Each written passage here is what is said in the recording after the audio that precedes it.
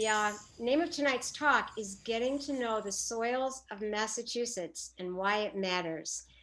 And Dr. Baker earned his BS in Natural Resources from Cornell University, his MS in Soil Chemistry from the University of Maine, and his PhD in Soil Physics from UMass. He worked for 26 years investigating and cleaning up toxic organic chemicals in soil and groundwater, including co-founding TerraTherm Incorporated, the hazardous waste remediation firm. And now he's retired and is serving as board secretary for the Nashua River Watershed Association. He chairs its Climate Impact Committee. He also chairs the Fitchburg Trails Committee, serves on the Fitchburg Conservation Commission, and is clerk of the Fitchburg Greenway Committee. Tonight, Dr. Baker is going to provide us with an introduction to the range of soil types around us and how soil characteristics affect plant growth and the quality of the many ecological services that they provide. After his presentation, as those of you who've come to our events know, we'll have an extensive question and answer period. And so now I would like to warmly welcome Ralph Baker. Hello, everyone. Really a pleasure being here today. Thanks very much to Climate Action Now and the F3 group for raising the profile of soil in a way that I think is indicative of an increased interest in soil overall. And it's very exciting to see that. I'm actually bringing to you a lot of information that I learned a long time ago at the beginning of my career, which is when I spent most of my time out in the field. And that's very common for scientists. The early years, you're out in the field and doing the grunt work, so to speak. And then later on, you know, as things develop, you move away from daily activities in that. So why don't I go ahead and share my screen with you and take note of my email address in case you'd like to reach me in the future. So soil is just such an incredible topic. I have been fascinated with it for most of my life. And one of the things I notice is that there isn't that much attention to some of the basics that I learned. So I'd like to thank especially the Massachusetts staff of the Natural Resources Conservation Service, particularly Al Averill, who just retired as state soil scientist for Massachusetts, and I believe it was New Hampshire also, and Maggie Payne, who still works there, for granting permission to use their slides on soil classification and morphology. And then I'll acknowledge the other ones later in the presentation. So just to give you a sense of what I'm going to be talking about, I'll put this talk in the context of the series. I will introduce you to the common landforms and soil types in Massachusetts. So it's geomorphology and soil classification kind of put together. What distinguishes these various common types of soils? How would you find them arrayed on the landscape? Where can you find more information, let's say, about your own site of interest? And also information on the suitability of these soils for various purposes that you might want to put them to. And in this case, we're focused on what can we do with our soils that will promote their health, the biota in them, and the sequestration of carbon in those soils. So many other people have covered this much more, and I'm not going to spend very much time on it, but as you know, we're facing a climate emergency, and this satellite view from September shows it in really devastating detail with the fires and the smoke in the Western US and in the Amazon, both showing up at the same time that there were horrible fires also in Australia. And that's just one dimension of this complex problem, of course. Well, here's a very technical definition of soil, which you can read for yourself, and I'm not going to dwell on it, but I would like to say that the soil is the base of the food chain. It's the living skin of our biosphere. Think about the fact that for hundreds of thousands of years, hominids walked around in direct contact with it and knew it intimately. And over, of course, the civilized periods, we've become more removed from it, which is unfortunate. Here in Massachusetts, the last full extent of the most recent ice age was 25,000 to 20,000 years ago. And of course, Native Americans are thought to have arrived here around 9,000, or I'm sorry, around 16,000 years ago. So they came after that latest ice age. But over that period, there's been people here in Massachusetts. Not all soils are created equal, and the variation is really a matter of a whole bunch of different factors. And there's too many words on this slide, but one of the fundamental factors is the parent material from which the soil formed. And components of that produce through weathering of the parent material, the particle sizes, sand, silt, and clay of the mineral fraction, the way they're arranged in structure, in consistence, the stoniness. Of course, another factor that varies from place to place is the topography. How deep is it to bedrock? What kind of slope percentage do we have? And where does that slope, what direction does it point relative to the sun? That makes a tremendous difference.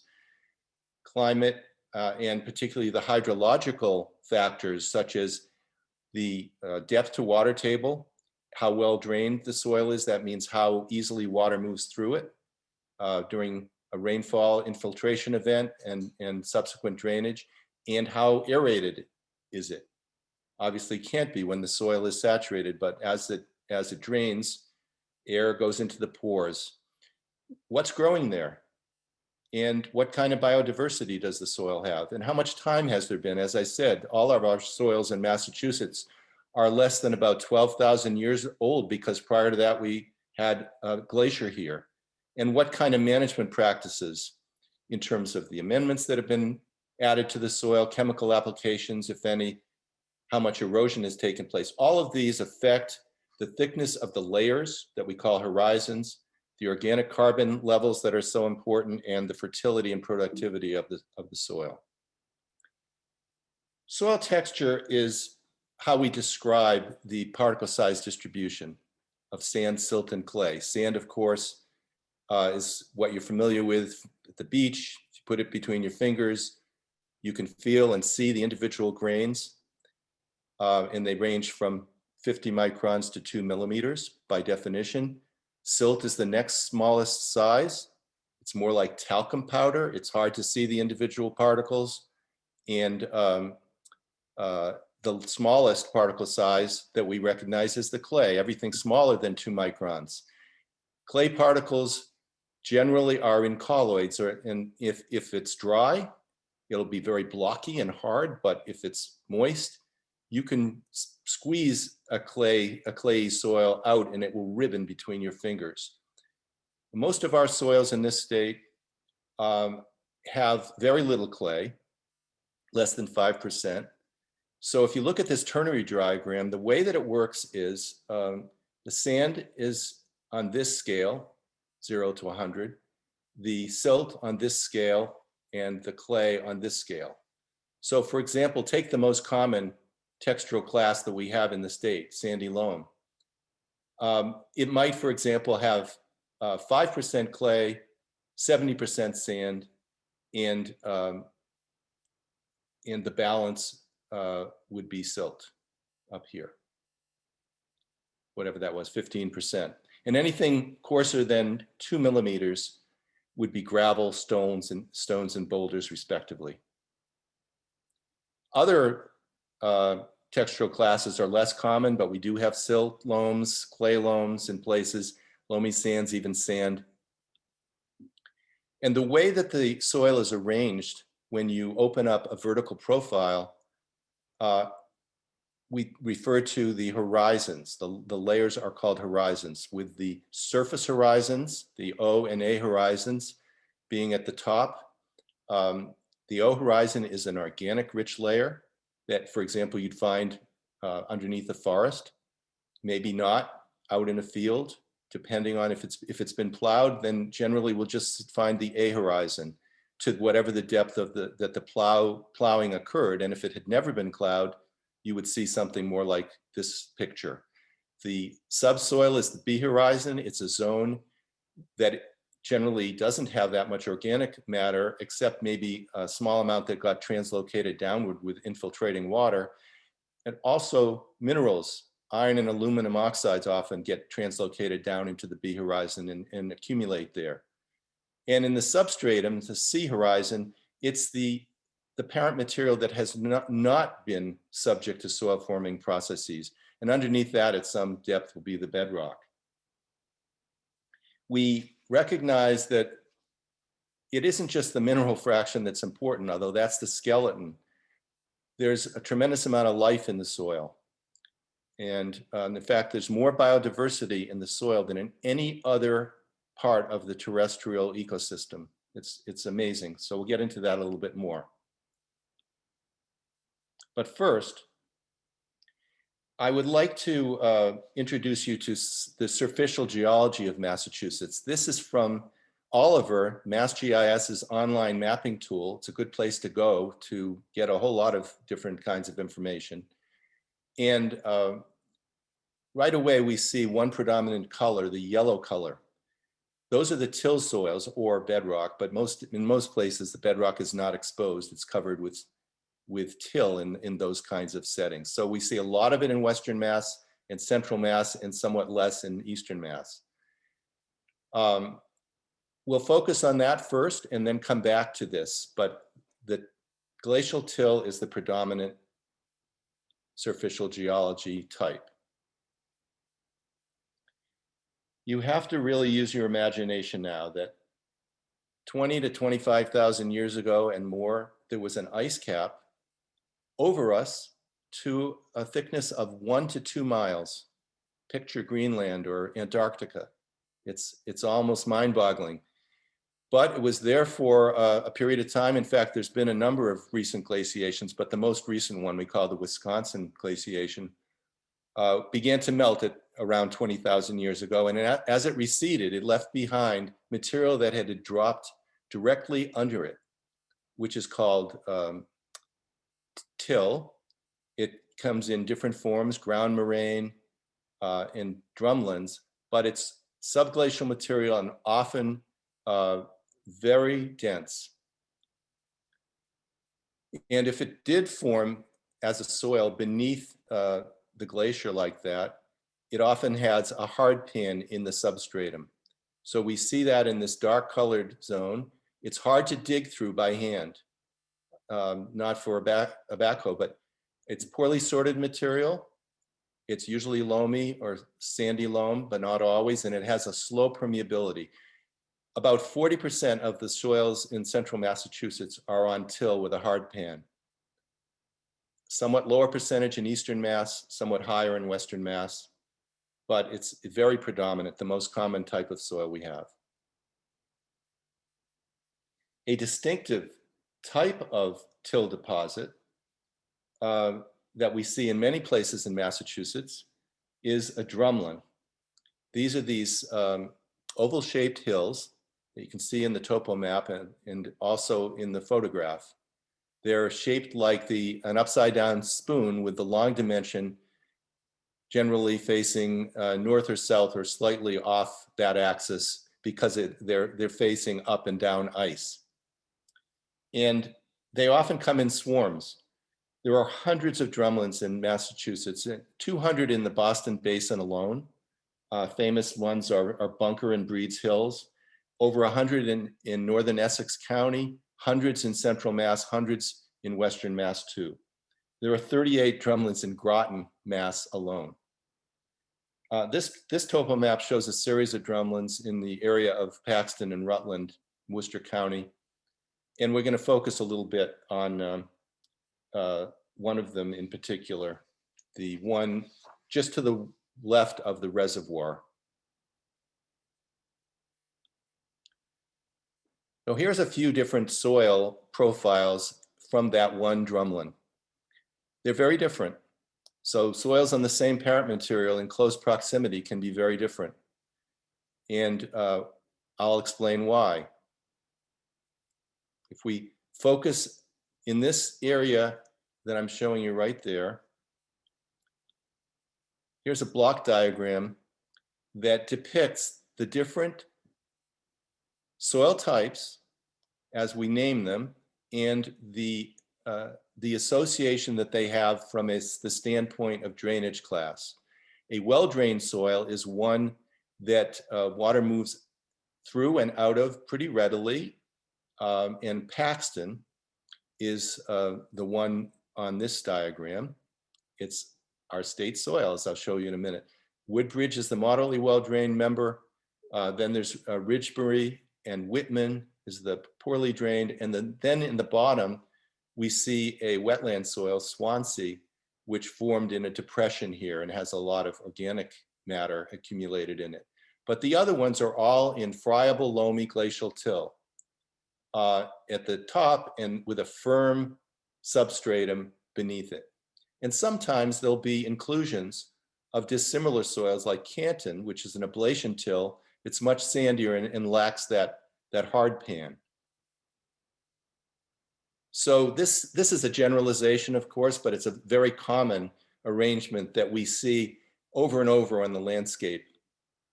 Another way of looking at drainage classes and their associations in a catena is in this cross section. Of course, this is not to scale, but here we see trees going down the hill all the way to the wetland at the bottom, and well-drained to moderately well, somewhat poorly, and very poorly drained soils going down slope. Now that, again, they're not always in that arrangement, but this is a kind of a typical situation, with the brighter colors being in the well-drained soil because the iron and aluminum oxides are oxidized. And as you get down into the more poorly drained soils, they're reduced and produces gray colors. In between, we can recognize sort of a mottled color. And this shows where the mottled zone is. It's deeper in the well-drained soils and comes closer and closer to the surface as you go down slope. What that modeling is, it's called redoxomorphic features.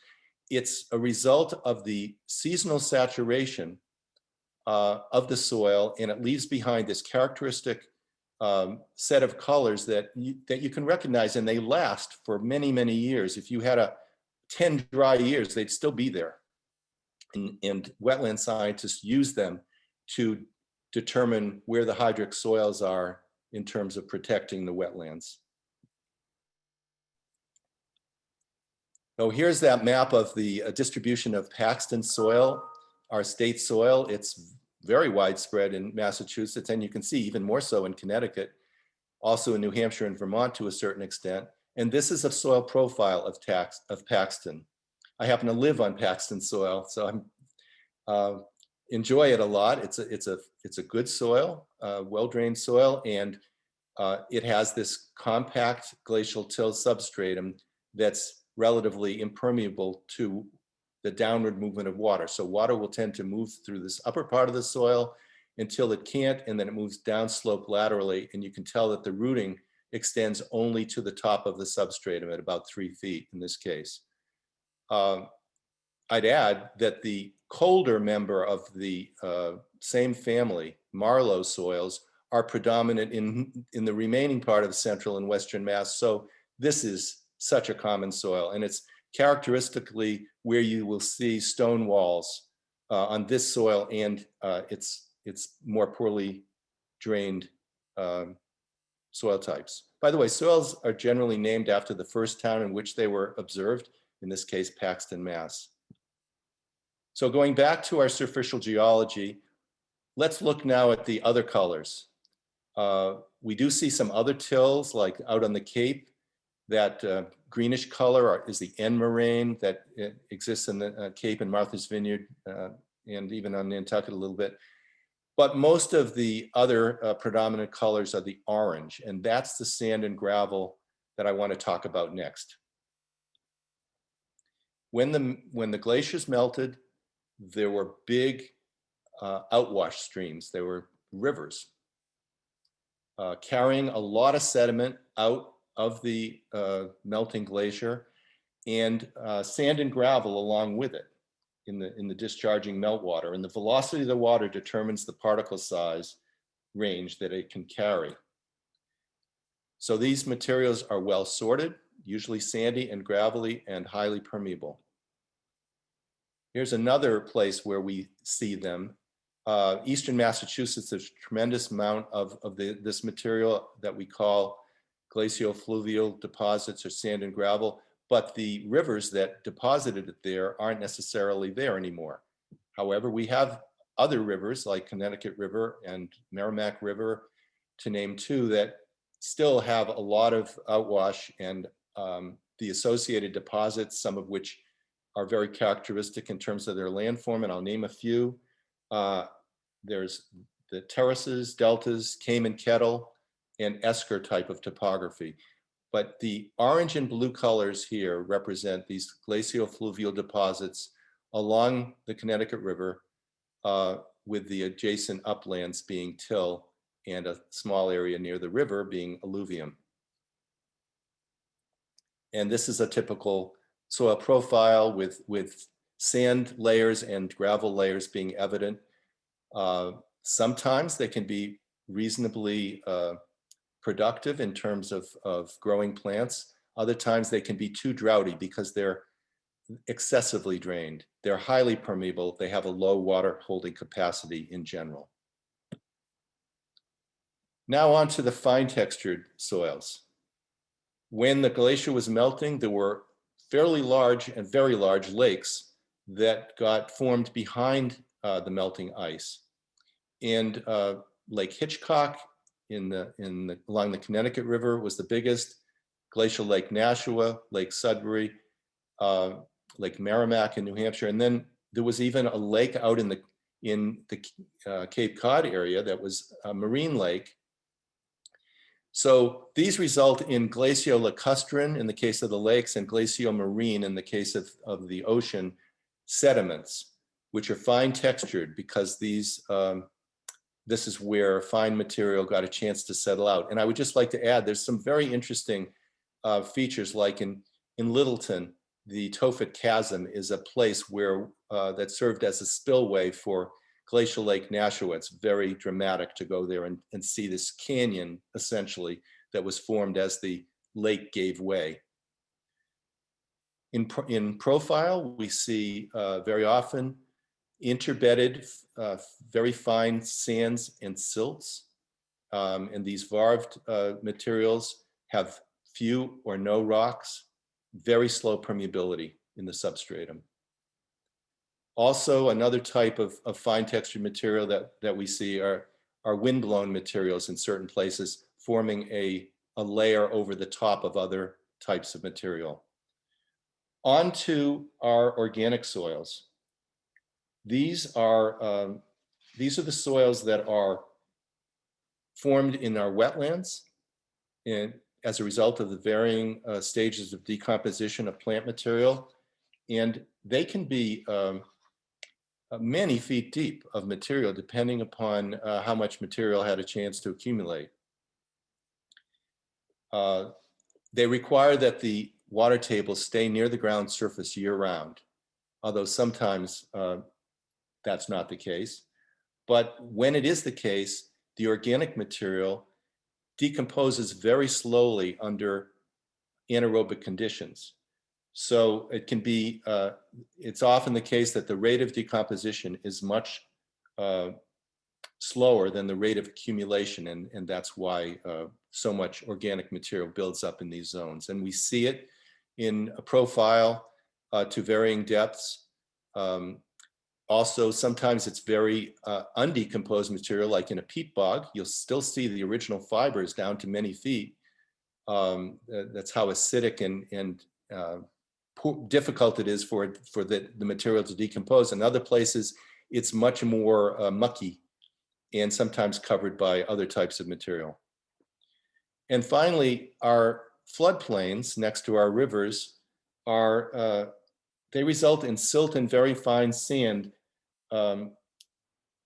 that is laden in the floodwater that overtops the banks of the river during floods and replenishes the nutrients too in these soils. These are our most productive agricultural soils and are generally only found next to our major rivers. Even here, though, is an example where two soils in close proximity, both being the same material, alluvial material, are dissimilar because the one on the right formed in a backwater depression and has a much higher seasonal water table than the one on the left. A wonderful source of information that's free is Web Soil Survey. You can go to it at this website, and by putting in the location of the place of interest, you can see a soil map like this one, which is located in the vicinity of Mount Wachusett Community College in Gardner here, which is right here. And each of these areas are individual soil mapping units, and it will provide you the definition of them, and you can go look up what that means.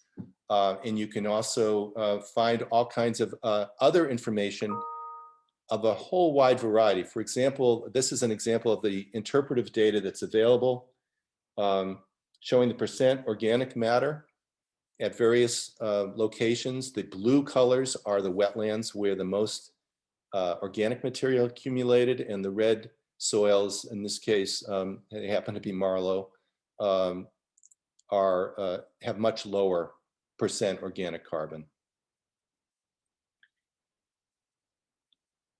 So let's talk about suitability.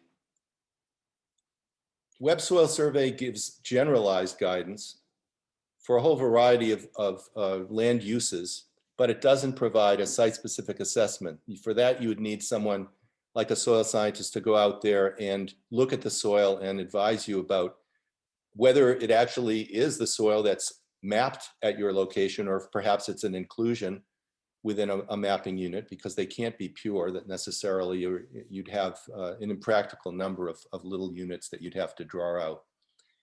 But if our intentions here are to mitigate climate change and promote biodiversity also, I would submit to you that soil suitability is really important. Is our site well suited for growing trees or food crops or pasture or something else? And just as with a house, if you were doing your energy conservation effort, you would want to focus your attention first where it would produce the greatest benefit at the least cost. Likewise, I'd say we should do the same if we're trying to mitigate climate change or just grow crops or food for ourselves. For example, it's easy enough to grow food in a container. You can do that anywhere. But it'd be an expensive way to raise a lot of food compared to growing it in a natural, well-suited soil. So let's choose well.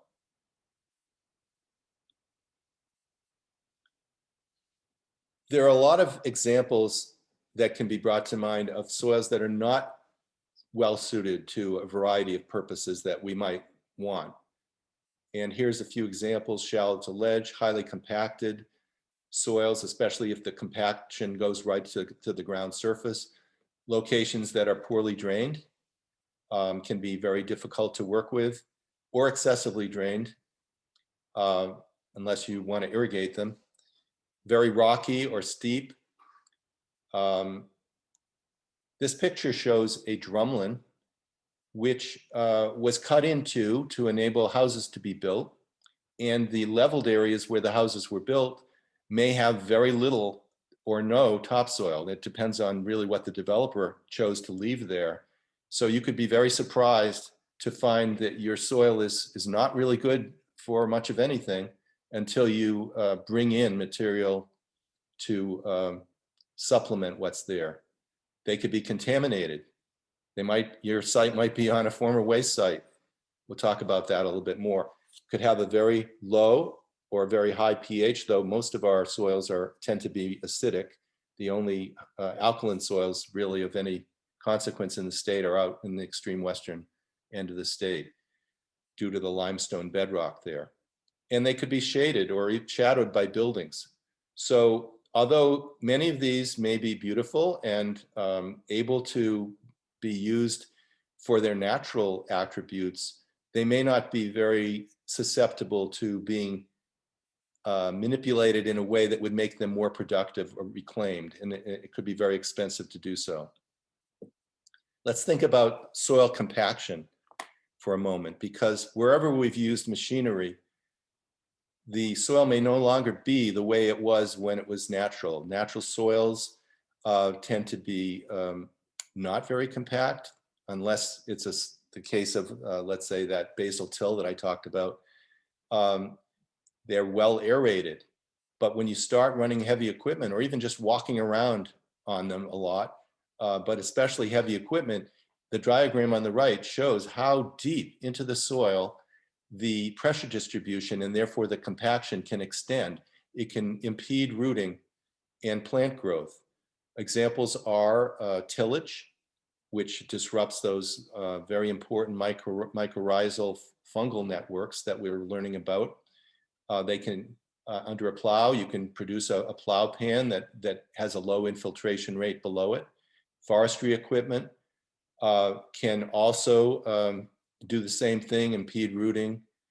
You might consider specifying low ground pressure equipment with very big tires, wider than the one on the piece of equipment, the loader that's shown there, or equipment that's on tracks. And I mentioned about stripping of topsoil at development sites. Excavators are just renowned for being completely uneducated about soil. You have to guide them, you have to tell them what you need, and even then, you might not be happy with the results. Compaction and high bulk densities are very detrimental. Now, think about this. There's more biodiversity in the soil than, I think I said this, than any other setting in the terrestrial earth.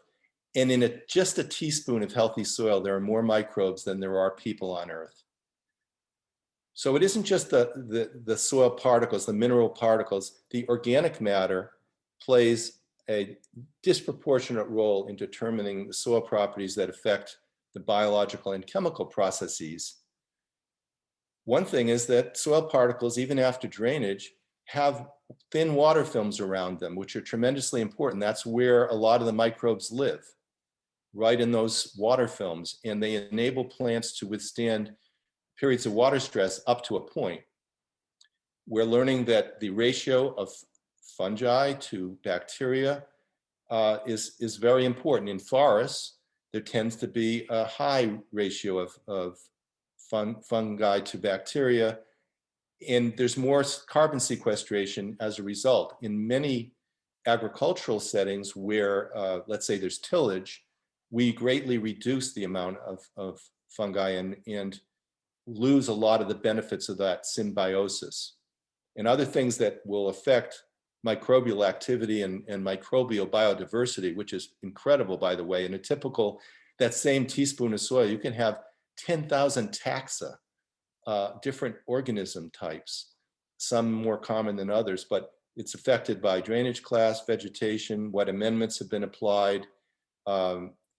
Generally, it looks like the more synthetic chemicals that are applied, the less the biodiversity. And also, of course, pesticides and herbicides, which our next speaker in this series will talk about much more. We need to respect natural cycles if we want to promote the soil biota and make it be healthy. And others in this series have talked more about this, but just in a nutshell, my view is that we can increase soil health and soil organic matter by minimizing the physical disturbance of the soil, being cautious about the any activities that could damage the long-term health of the soil, rotate crops, use cover crops, make use of the green manures, compost additions, and animal manures, and keep the soil covered. So all of these things can help produce more nutrient-rich crops and avoid disease and pesticide problems.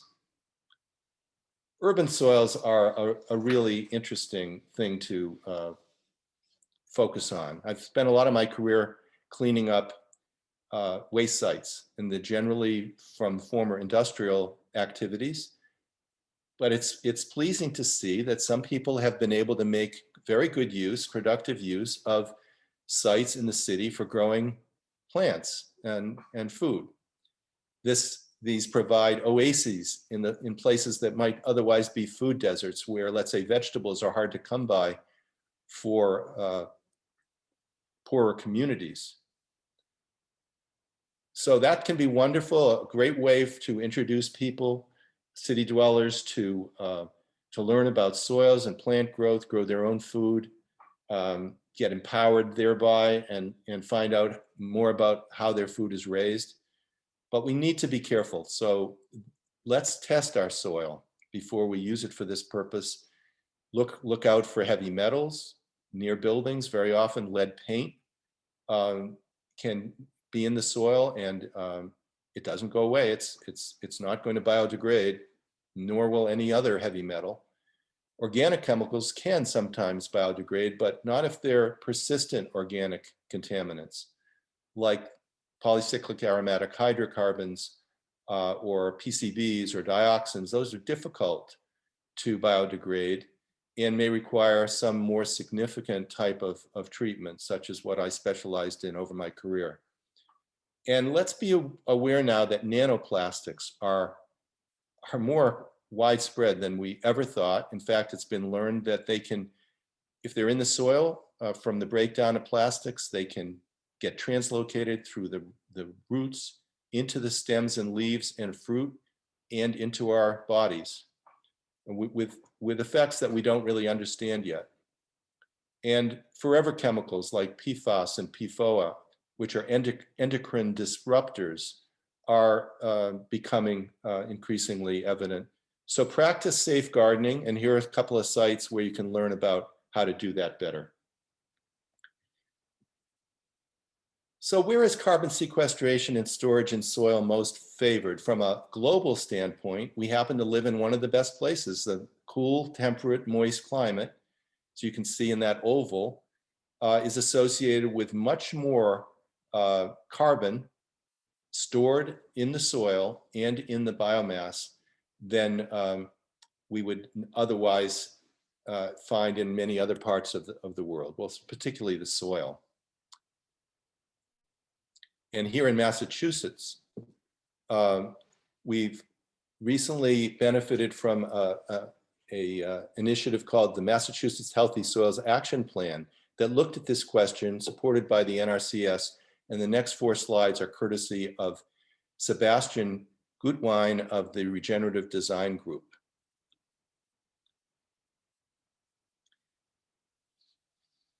And I'll accompany this by some of the observations of the draft Massachusetts Healthy Soils Action Plan. Soil organic carbon is one of the few universally recognized indicators of soil health, and they recognize that. Each 1% increase in soil organic carbon increases water storage holding capacity by 20,000 gallons an acre. The soil organic carbon concentrations track by drainage classification and texture, and we see predominance of them in the central Mass, Western Mass, and to some degree also in Southeastern Mass, and less so in other places. These are broad generalizations, and they're based on certain assumptions, so you'd have to take a look at that before you put too much stock in a map like this. The plan recognizes that dynamic soil properties also track very closely to land cover and how the land is managed. Things like soil moisture, holding capacity, nutrient density and availability, compaction, bulk density, biodiversity and how active it is, and of course the soil organic carbon itself. They're all correlated with land cover. The predominant land cover in the state is forests and trees, that green color, nearly 60%. Next are the combination of our turf and ornamental landscapes and impervious urban landscapes. Those together are about 18%. And wetlands, 12%, according to this. Agriculture, only 4%. So I think that's really interesting and a good presentation, good to know about. The soil organic carbon density is highest, of course, in our wetland soils, much higher than in other soils in terms of metric tons per acre. But when then you consider the prevalence over the landscape, we see that the overall stock of soil organic carbon is comparable between the wetland and the forest land, and much less in the other types of land cover. But let's bear in mind that there's a much greater potential to increase the carbon stocking in some kinds of land cover types more so than others. I mean, wetlands to a certain degree are being lost, and we can stop that loss. Forests too are being lost through cutting to a certain degree, and need to actually to a distressing degree, and need to be, I think, allowed to grow to a greater maturity, and those carbon stocks will increase maybe as much as 2 to 4 times if we do that. In agricultural land, the use of restorative agricultural techniques can increase the amount of organic carbon sequestered and stored, especially if the soil has been degraded. We can bring it back up to its potential. In turf is our lawns, essentially. We have so much of it, and a lot of it is really, unfortunately, not a very well-managed type of landscape. If we let lawns grow taller, if we replace them with meadows, if we grew trees amongst the grass, all of these things would improve the amount of soil carbon in them. So to wrap up, we need to do a number of things if we're going to take advantage of our understanding of soil to improve the ability to mitigate climate change and biodiversity loss. And these include reducing land conversion, maximizing soil cover and biodiversity, maximizing the presence of living roots, and as I said, better managing some of our soils in ecologically beneficial ways. Let's think about wetlands for a moment. Our Wetlands Protection Act doesn't currently include among the important functions of wetlands carbon sequestration, and yet it's very important. So that act needs to get amended. And we should be considering the adjacent wetlands, because some wetlands will not maintain themselves as wetlands if the adjacent uplands are changed too much. So soils underlie our nature-based solutions to climate change. Let's focus our attention where it can do the most good. Let our forests grow older. Let ourselves benefit as much as we can from this marvelous natural legacy that we have everywhere under our feet. Get to know it, nurture it, and value it. Thank you. I'm Carol Horowitz of the Regenerative Farming, Forests, and Food Systems Committee. And Ralph, that was great. I didn't know so much of what you said. Can you compare Massachusetts to other nearby states as far as our ability to sequester carbon compared to other New England states? Massachusetts is really not that dissimilar from the adjacent states. So we'll find very similar soils in Connecticut, Rhode Island, New Hampshire, Vermont, New York, even Maine as well, unless, of course, we're going too far up country, then the soils start to get quite different. But the general geomorphological types that I described are prevalent throughout the Northeast. even you'll find similarities even in the upper Midwest, but things start to change. And for example, if you're reading the regenerative ag literature or watching videos, you may see kinds of soils out in the Midwest that can be many feet deep, or maybe were prior to being degraded. We don't have that, generally speaking, here in the Northeast. We have, I mean, that's one of the reasons that people went out west to farm. The soils here, for the most part, just aren't comparable to what we find in other places like that. I mean, as far as being able to sequester carbon? Well, yes, I would say that, and in terms of their productivity for growing crops. Carbon sequestration is a little bit hard to pin down in terms of soil type because it depends so much on a whole variety of factors, as I mentioned. Some types of soil that wouldn't be particularly good for farming, like let's say a moderately well-drained or somewhat poorly drained hillside under forest, might have a lot of carbon sequestered in it. Wouldn't be where you'd want to grow crops or even necessarily have your home, but it could be good from a carbon sequestration standpoint. And speaking of trees and forests, when the forest is logged, does the soil get depleted? It can be. It really depends. Clear cutting certainly is devastating from the standpoint of soil organic carbon. In almost every case that I've looked at the literature, we see pretty major reductions. With less, smaller amounts of cutting, it's a little more difficult to say for sure. There haven't been a lot of studies that I've read yet, although I'm finding there's a lot more literature that I haven't come across. So I guess stay tuned on that front. But I would say that the greatest stores of carbon are generally found in unmanaged, undisturbed soils beneath forests and in other settings too, whether it's wetlands or meadows. You mentioned bugs in your talk. If they've been drained, can they be restored? Yes. Well, an example of where they're not even necessarily drained are cranberry bogs in southeastern Mass. Some of those that are going out of production, the state is making efforts to restore them. And I understand it can be very expensive to do so. In fact, Eric Tonsmeyer mentioned that. So they can be, but for example, a fully drained wetland, it's probably undergone a lot of loss of carbon. The drainage enables there to be aerobic decomposition, which is the way that microorganisms start to really burn up that organic material, and off it goes into the atmosphere. So it's unfortunate when that happens, and we should really try to put an end to that.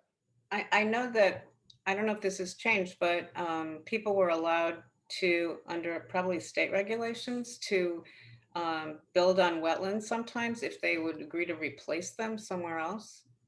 Yeah.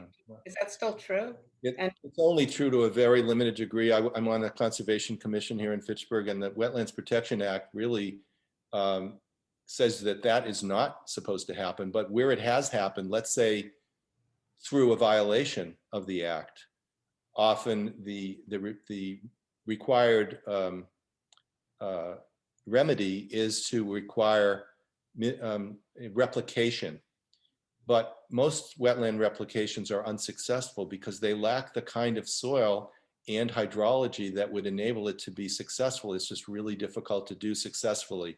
And even if it's a 2-to-1 or 3-to-1 type of replication, it's usually not going to restore the functionality that was in that original wetland. So we should be very adamant that our wetlands not be intruded upon and that the buffer zones around them be maintained.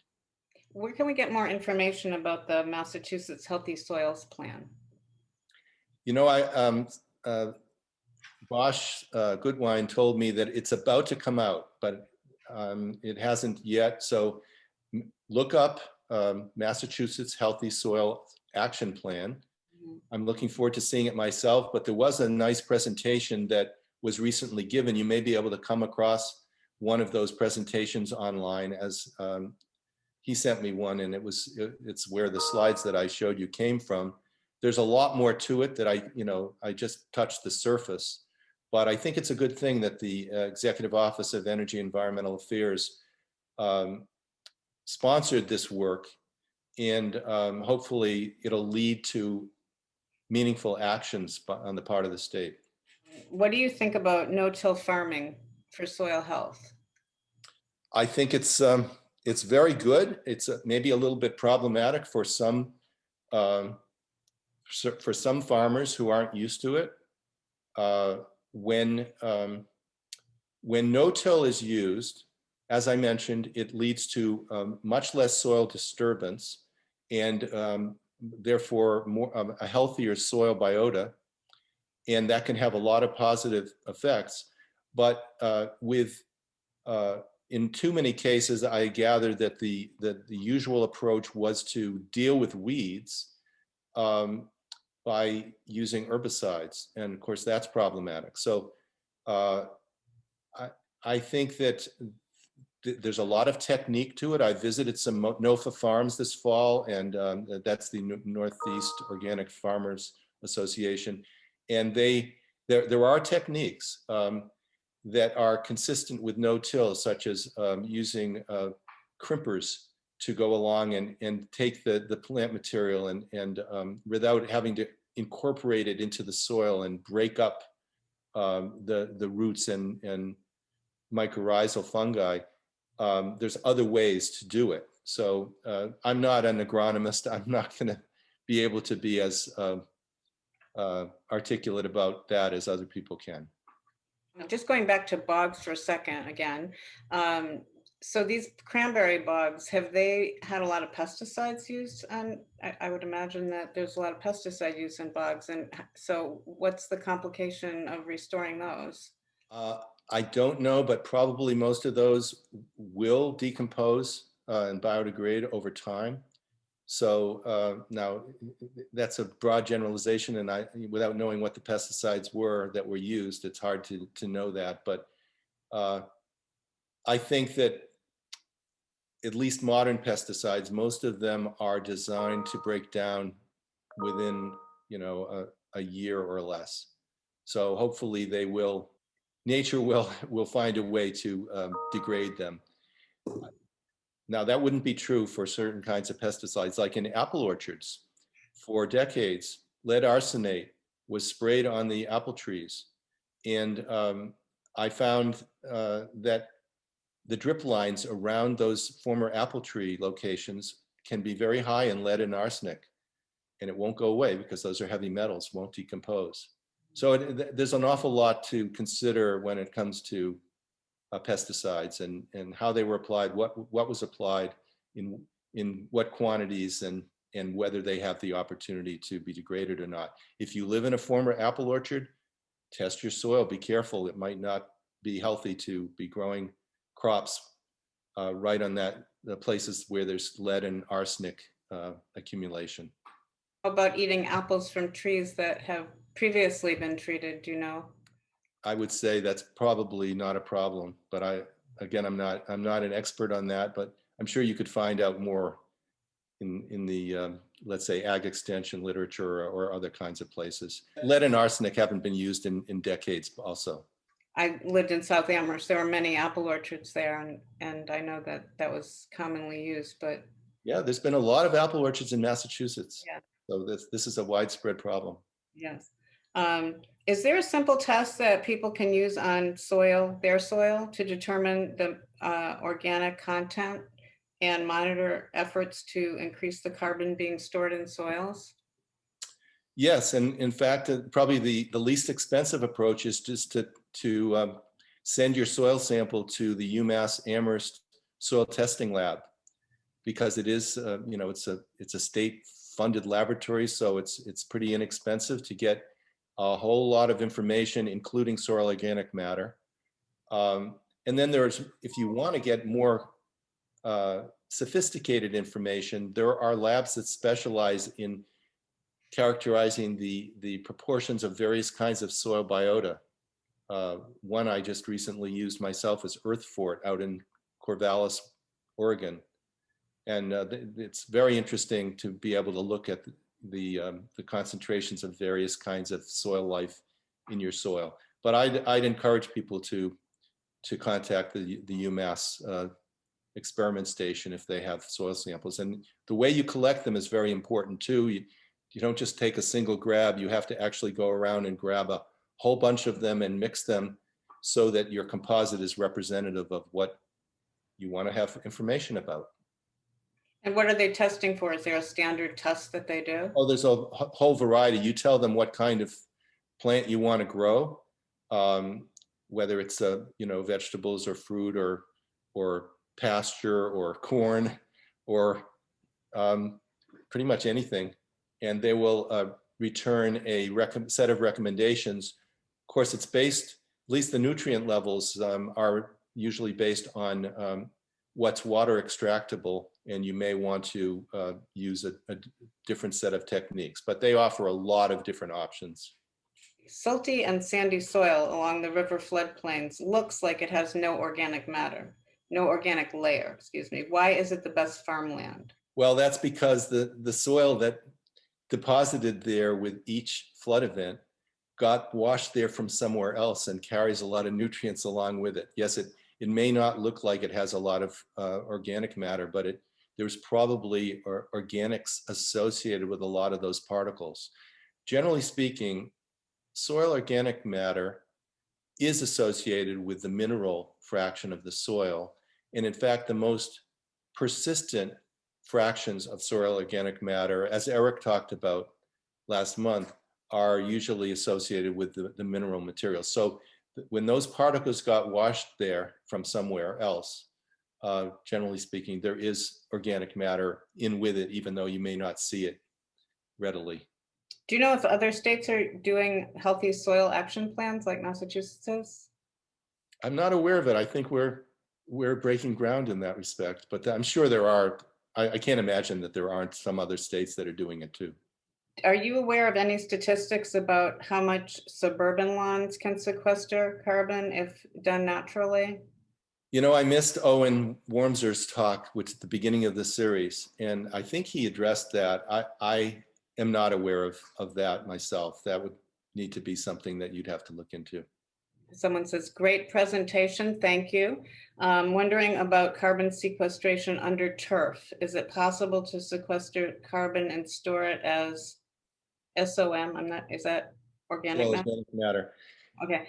Well, Just by managing turf differently, meaning fertilizing with compost tea, setting the blade higher, etc. And if so, any idea what % of organic matter could you raise the level up to by better management? The less chemicals that are applied to the lawn, the better from the standpoint of developing a healthy soil there and more organic carbon. Certainly adding amendments like compost or top dressing with other organic rich material would be beneficial. Allowing herbaceous plants to grow in along with the grass, even though it's not, the American way of life, it seems, but I actually plant clover in our lawns, and it grows very well, and it doesn't need to be necessarily mowed anymore. In fact, less. So we can do, I think, all of those things: build healthy soil and can produce a nice lawn at the same time. I suspect that organizations that are focused on providing advice to organic lawn management companies are probably a place to look. I haven't myself used those kinds of services, but I know they're out there. Do you know if there's any effort to educate these landscape companies? That's one of the early conclusions of this Massachusetts Healthy Soils Action Plan, is that there's a big opportunity to educate landscapers. And I don't know what the state's going to do about that, but they identified that in their conclusions, and I thought that was really interesting. Likewise, people who design landscapes, I mean, some of them are fantastic, but others are still doing things in kind of very conventional ways, and there's a big opportunity there to change the nature of these areas around industrial parks, commercial buildings, right in cities, you know, things like rain gardens and riparian buffers. There's so many different things we can do in our developed landscapes to improve them from the standpoint of a lot of things besides simply improving the biodiversity. We can slow the flow of stormwater into our rivers, collect them into catchments, infiltrate water and improve the amount of water in our aquifers. There's a lot to it on many dimensions. So I think that there's great opportunities there. Do you know if there's any money in the Healthy Soils Action Plan for that kind of thing? I don't know. Yeah, we'll find out. So if you lived in a house where the topsoil had been removed by the developer, what would you do?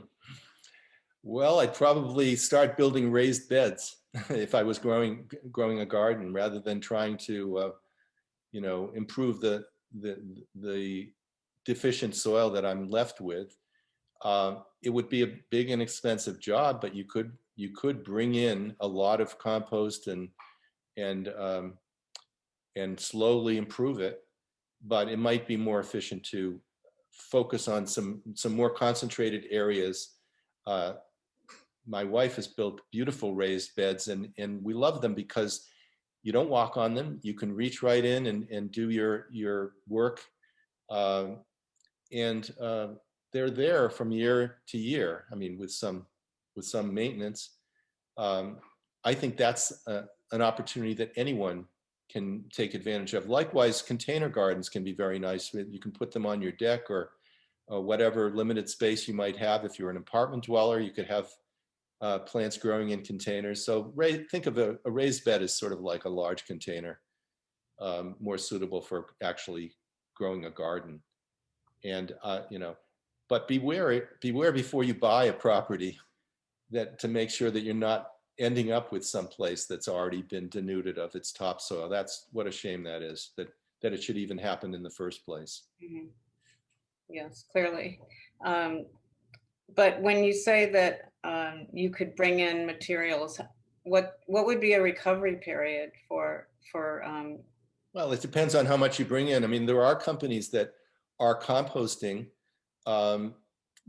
in a big way. You can buy some very good quality soil compost mixes from companies, and if depending on how much you want to spend, you could you know, basically restore an entire lot.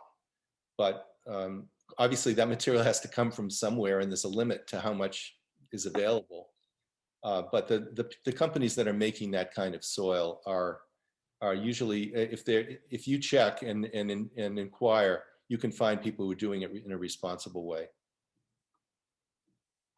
Here's another question for urban dwellers.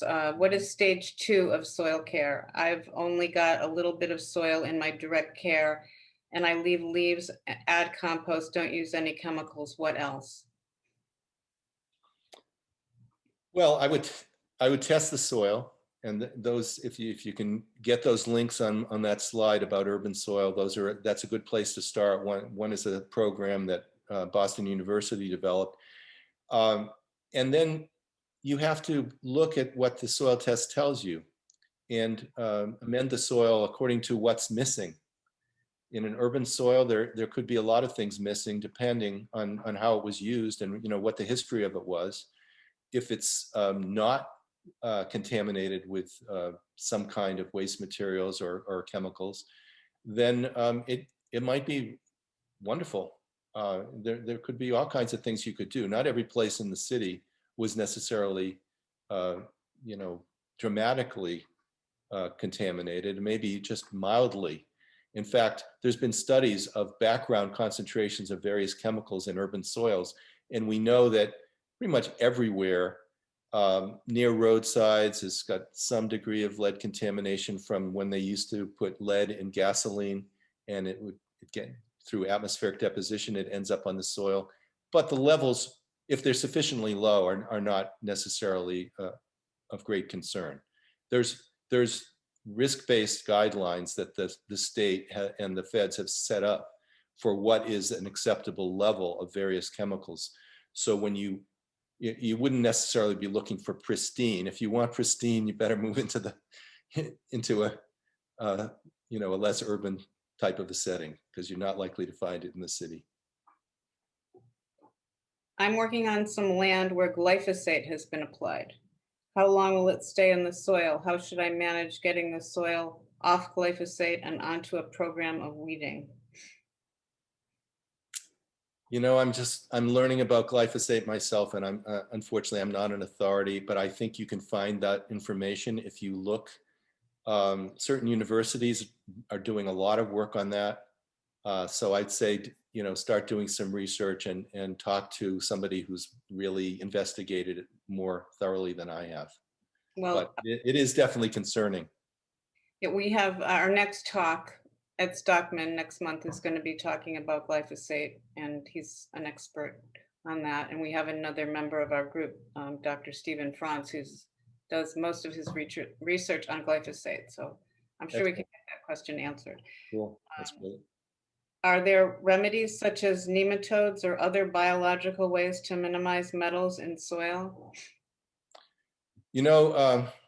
Phytoremediation has been something that I've heard talks about it for 30 years. And there are some instances where it's been somewhat, I would say, reasonably successful, where you can grow a certain type of a plant that will uptake metals, and then you harvest the crop and remove it from the site.